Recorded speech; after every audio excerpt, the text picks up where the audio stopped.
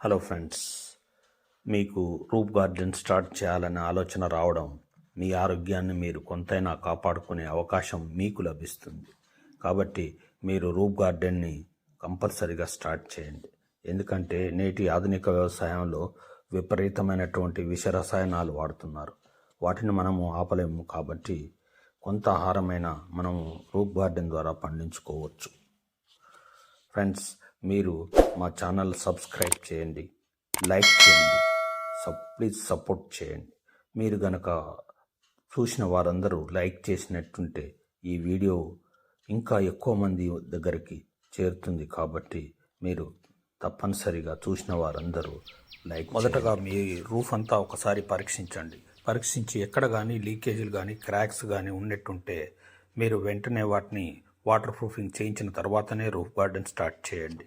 అలాగే నెక్స్ట్ మీరు మీ యొక్క రూఫ్ పైన పర్మనెంట్ మల్లు కూడా కట్టుకోవచ్చు అవకాశం ఉంటే. అవి పిల్లర్కు మధ్యలో మీరు కట్టుకోవచ్చు. అలా కట్టుకున్న తర్వాత ఒకవేళ మీకు అట్లా కూడా వీలు కాలేదనుకోండి, గ్రో బ్యాగ్స్ కానీ కుండీలు కానీ టబ్స్ కానీ మీరు వాడుకోవచ్చు. వీటికి వాడుకున్నప్పుడు వీటికి కంపల్సరిగా ఏవైనా స్టాండ్స్ మాత్రం ఏర్పాటు చేసుకోవాలి. అవి ఏ రకమైన స్టాండ్స్ అయినా పర్వాలేదు. డైరెక్ట్గా రూఫ్ పైన మనం గ్రో బ్యాగ్స్ కానీ కుండీలు కానీ పెట్టకూడదు. అలా పెడితే రూఫ్ పాడయ్యే అవకాశం ఉంటుంది. కాబట్టి మీరు కంపల్సరీగా స్టాండ్స్ ఏవైనా ఏర్పాటు చేసుకోండి. లేకుంటే కనీసం ఇటుకలన్న పెట్టి వాటిపైన మీరు పెట్టండి. తర్వాత నెక్స్ట్ వాటికి మీరు ఏవి కావాలనుకుంటున్నారో గ్రో బ్యాగ్స్ కానీ కుండీలు కానీ నెక్స్ట్ టబ్స్ కానీ వాటికి డ్రైనేజ్ సిస్టమ్ కంపల్సరీగా ఉండాలి. ఆ డ్రైనేజ్ సిస్టము కింది భాగంలో ఒక 3 నుంచి 4 హోల్స్ ఖచ్చితంగా ఉండాలి. అలా ఉన్నప్పుడు ఎక్సెస్ వాటర్ మొత్తం బయటికి వెళ్ళిపోతుంది.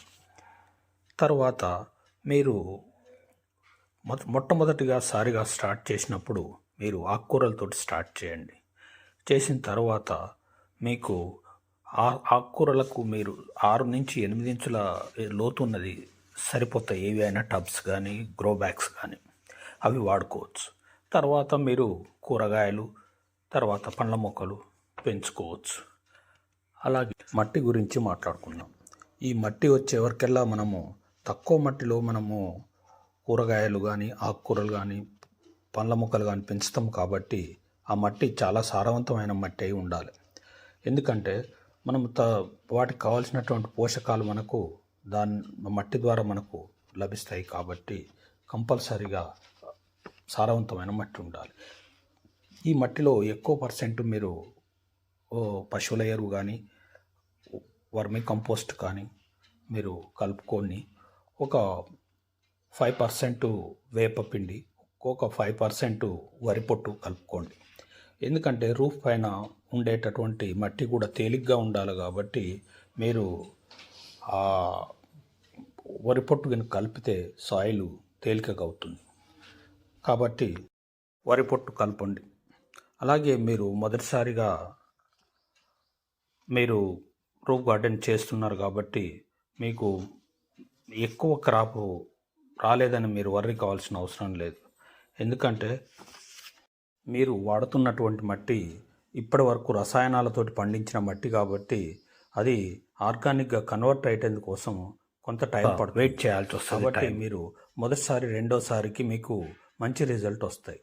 అలాగే మీరు రూఫ్ గార్డెన్ చేసేవాళ్ళు మీరు ప్రతిరోజు మీరు మీ యొక్క గార్డెన్ని ఖచ్చితంగా అబ్జర్వ్ చేయాలి. ఎందుకంటే మీకు వచ్చేటటువంటి పెస్టులు ఏవైనా సరే మీరు మొదటగా మనం ఎటువంటి కెమికల్స్ కొట్టకుండానే మనము వాటిని నివారించుకోవచ్చు చూసినట్టుంటే. కాబట్టి మీరు ప్రతిరోజు మీరు చూడండి. ఈ వీడియో చూసినందుకు మీ అందరికీ నా యొక్క ధన్యవాదాలు. Thank you.